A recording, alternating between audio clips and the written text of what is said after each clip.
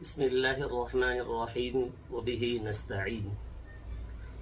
اگر طہارت اور نظافت میں آداب شامل نہ ہوں تو فرد کی جسمانی، ذہنی اور روحانی اور پاکیزگی قائم رہے گی، جس سے اسے اللہ تعالیٰ کا قرب حاصل کرنے اور عبادت کی ادائیگی میں مدد ملے گی۔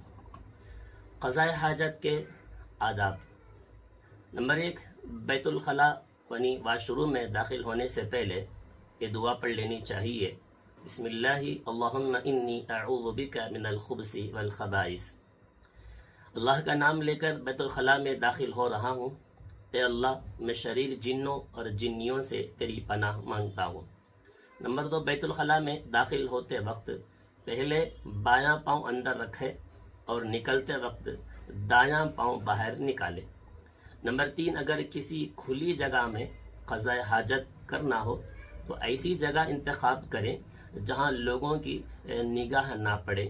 نمبر 4، بیت الخلاء یا کھلی فضا میں، کھلی جگہ میں قضاء حاجت کے دوران قبلے کی طرف رخ نہ کریں اور قبلے کی جانب پیٹ بھی نہ کریں، اور پیشاب ایسی جگہ کیا جائے جہاں چھینٹیں اڑ کر جسم یا کپڑوں پر نہ پڑے۔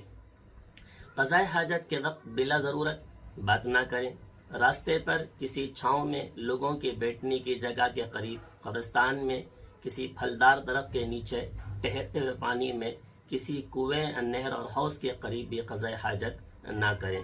کھانے کی چیزوں، ہڈی، لید، ناپاک چیزوں، شیشے، لوہے وغیرہ سے استنجا نہ کریں۔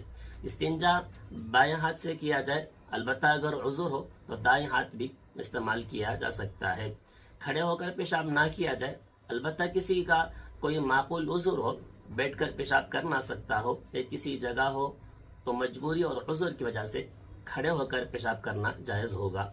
بیت الخلاء سے باہر نکلتے وقت یہ دعا پڑھ لیں، غفرانک الحمدللہ الذی اذھب عنی الاذی وعافانی۔ اے اللہ، میں تیری بخشش کا سوال کرتا ہوں، تمام تعریفیں اس اللہ کے لیے جس نے مجھ سے گندگی دور کر کے مجھے عافیت بخشی۔ استنجا کے بعد اپنے ہاتھوں کو صابن وغیرہ سے دھو لیں۔